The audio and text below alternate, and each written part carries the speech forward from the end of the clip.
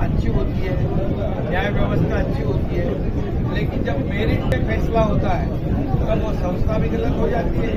न्याय व्यवस्था के ऊपर भी आरोप लगाते हैं और स्पीकर के ऊपर भी बहुत ही निचले स्तर के आरोप लगाए हैं। ये उनकी पुरानी आदत है, यही उनकी फितरत है और इससे उनसे और क्या अपेक्षा हम कर सकते हैं। ये जब हार जाते हैं, जब उनके खिलाफ फैसला होता है तो ये सब लोगों को उनके ऊपर आरोप लगाते हैं। सुप्रीम कोर्ट तक के लोगों को भी, सुप्रीम कोर्ट को भी यहाँ पर मार्गदर्शन और सलाह एडवाइस देने का भी काम उन्होंने किया है। अभी इनसे क्या और उम्मीद कर सकते हैं? सर कल के फैसले पर राम मंदिर को लेकर सीएम साहब राम मंदिर को लेकर राम का बुलावा था सोनिया गांधी, मल्लिकार्जुन खड़गे और उनके नेताओं को, लेकिन वो कह रहे कि ये इस कार्यक्रम में हम नहीं जाएंगे, राम के कार्यक्रम में नहीं जा रहे। अभी उनसे और क्या अपेक्षित कर सकते हैं? देखिए, ये राम मंदिर, रामलला का जो मंदिर हो रहा है, ये करोड़ों राम भक्तों का सपना था कि अयोध्या में राम मंदिर बने। सैकड़ों वर्षों से ये सपना था। हमारे हिंदू सम्राट बाला साहेब ठाकरे जी का भी सपना था। आनंदी के साहब ने तो कार सेवा में यहाँ से हम उनके साथ थे, यहाँ से चांदी की ईंट वहाँ कार सेवा में थी। और इसलिए पूरे देश में एक राम मंदिर का माहौल बना है, उत्साह है, जोश है, एक भक्ति है, श्रद्धा है और एक अस्मिता है कि राम मंदिर का निर्माण और राम मंदिर का लोकार्पण जल्द हो जाए। और मोदी जी ने वो करके दिखाया है। यह पूरे देश को मोदी जी के ऊपर बहुत गर्व भी है और अभिमान भी है। करोड़ों राम भक्तों का सपना, हमारे बाला साहब ठाकरे जी का सपना, सभी लोगों का सपना उन्होंने पूरा किया है। और जो राम मंदिर के दर्शन को नकार रहे हैं, उनके साथ महाराष्ट्र में कौन अलायंस में, कौन गठबंधन में है, जो हिंदुत्व की बात करते हैं, जो राम के मंदिर को नकारते हैं, उनके साथ गठजोड़ करते हैं। इससे और दुर्भाग्य क्या हो? सीएम साहब गुजरात कांग्रेस के अध्यक्ष हो या फिर राजस्थान कांग्रेस के नेता हो, वो कांग्रेस के नेता होने के बाद कह रहे कि हम राम को मानते हैं और कांग्रेस की जो पार्टी ने जो फैसला लिया है वो गलत है, लेकिन यहाँ के लोग नहीं बोलते जैसे आपने कहा। तो यहाँ के लोग में एक द्वेष भावना है उनकी मोदी जी के बारे में, और मोदी जी ने एक बहुत बड़ा काम किया है।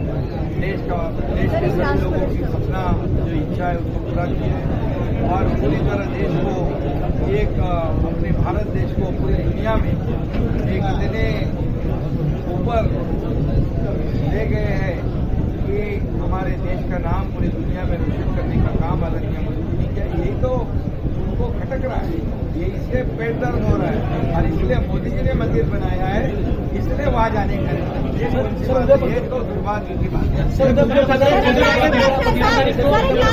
थाने में बैनर लगाए गए सर।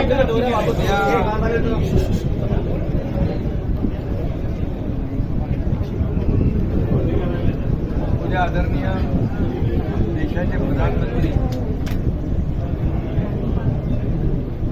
मुंबईमध्ये आणि नाशिकमध्ये कार्यक्रमासाठी येत आहे। 22 किलोमीटरचा आपला जो शिवडी नावाशेवा हा सिंगल लॉन्गेस्ट समुद्री पूल आहे, त्याचं उद्घाटन करणार आहेत। त्याचबरोबर सूर्या डॅमचं उद्घाटन करणार आहेत। मुंबईची ट्रॅफिक जी आहे, ऑरेंज गेट ते इकडची शिवडीपर्यंतची जी ट्रॅफिक आहे ती कमी करण्यासाठी एक टनेल आहे, त्याचं भूमिपूजन आहे। त्याचबरोबर नव्या मुंबईतली जी मेट्रो आहे त्याचं लोकार्पण आहे, कारण आपण ती पब्लिकसाठी खुली केली होती। एका रेल्वेचं देखील नव्या मुंबईतल्या उद्घाटन आहे आणि महिला सक्षमीकरण हे जे अभियान आहे त्या अभियानाचं देखील लोकार्पण आहे। असा भव्य दिव्य असा कार्यक्रम मुंबईमध्ये होतोय आणि नाशिकमध्ये देखील नॅशनल यूथ फेस्टिवल जे संपूर्ण देशभरातून इथे पार्टिसिपंट येणार आहेत, तरुण येणार आहेत मोठ्या प्रमाणावर आणि त्यांना देखील एक मोठा प्लॅटफॉर्म उपलब्ध करून देण्याचं काम केंद्राने आदरणीय मोदी साहेबांनी आणि मंत्री अनुराग ठाकूर यांनी नाशिकला ही संधी दिल्याबद्दल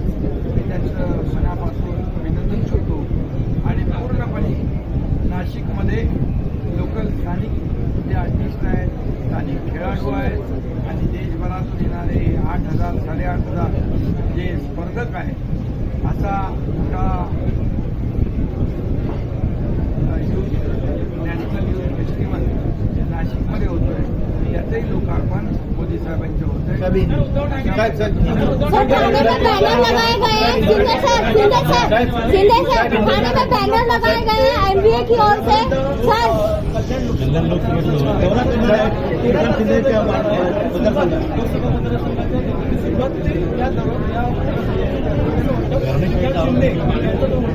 चांगलं आहे.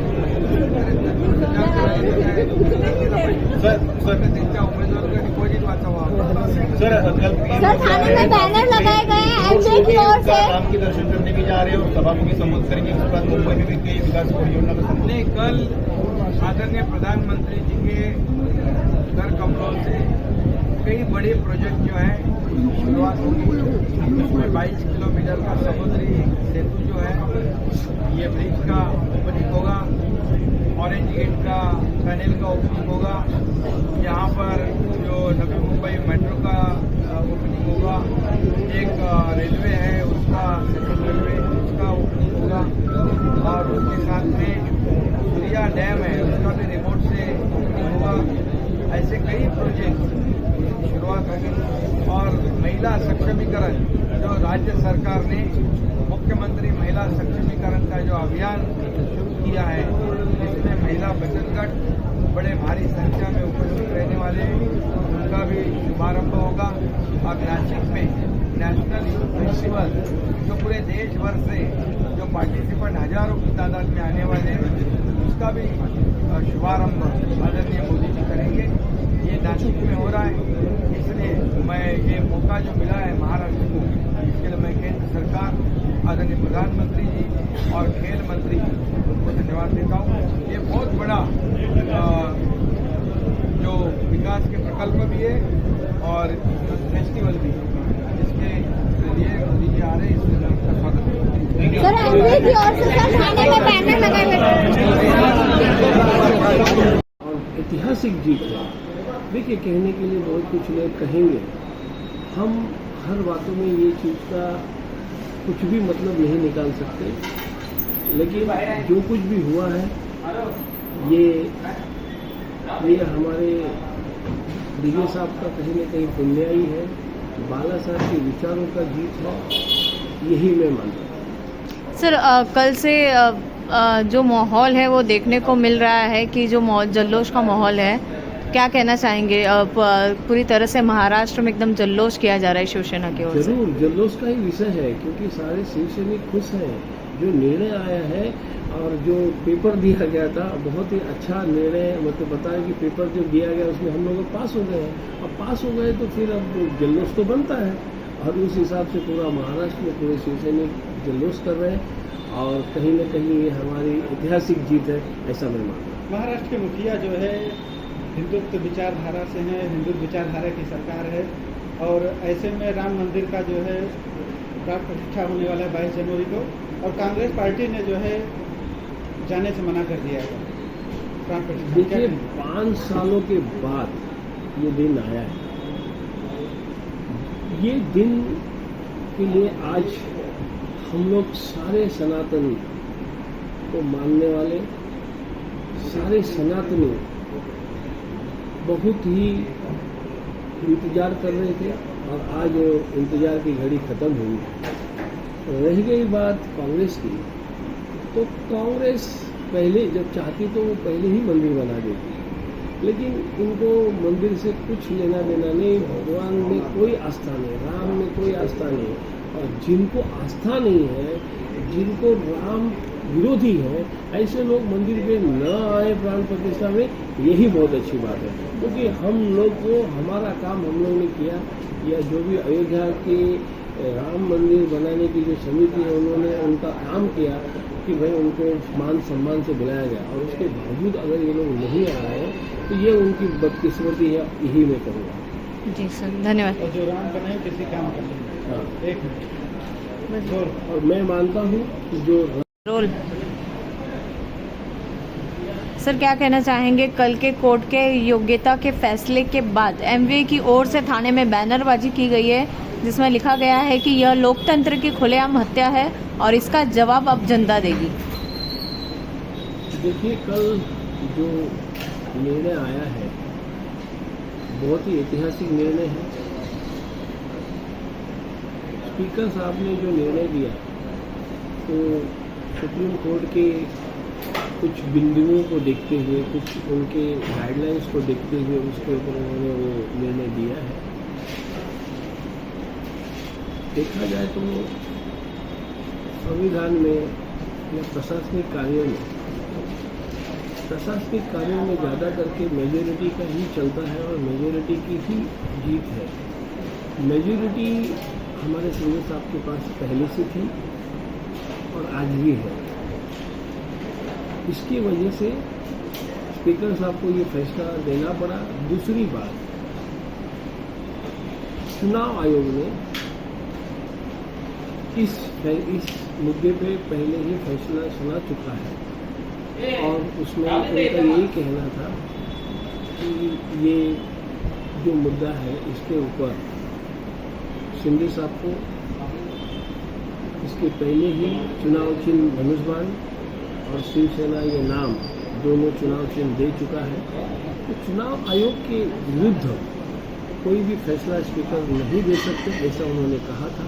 तो बुद्धि जिसको मैं दारुण दुख देना उसकी मति में पहले हर लेना, तो इनकी मति पहले हरी जाएगी, फिर उसके बाद आपदा इनको ऊपर आने वाली है।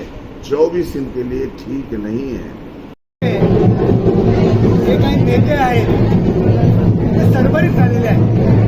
संजय राऊत असतील आणि आणखी कोणी असतील, काहीही आरोप या ठिकाणी करतायत।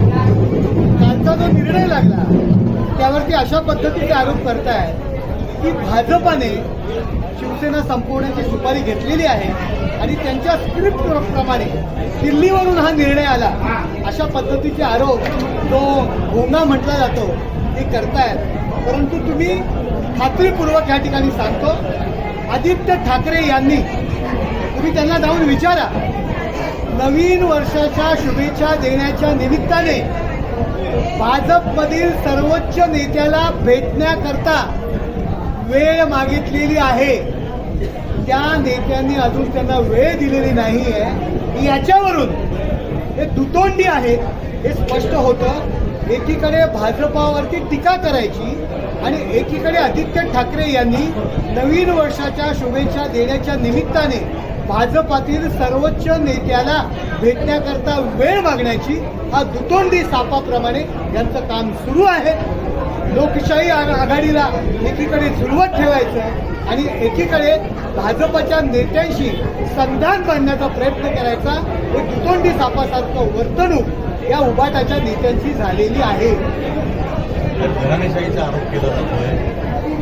असं म्हणतोय की तुमच्याकडे घराणेशाही नाही आहे, श्रीकांत शिंदे यांच्यावर टीका आहे।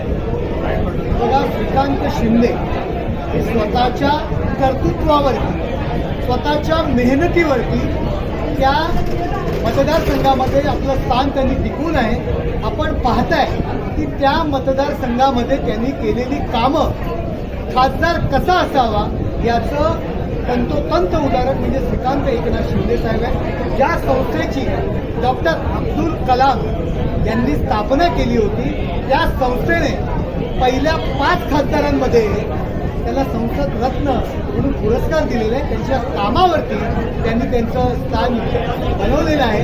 संजय राऊत यांच्याकडे आता मुद्दे शिल्लक राहिलेले नाही आहेत, म्हणून ते या स्तरावर येत आहेत। त्याच्यामुळे ते काय भुंकतायत, शिवसेना संपवण्याची सुपारी, उद्धव ठाकरे यांना संपवण्याची सुपारी शरद पवार यांच्याकडनं त्यांनी घेतली होती आणि ते त्यामध्ये सफल होते। सर, पात्रता के फैसले के बाद बैनरबाजी की गई है एमवीए की ओर से कि ये लोकतंत्र की हत्या है और इसका जवाब जनता देगी, क्या कहना चाहेंगे? लोकतंत्र में बहुमत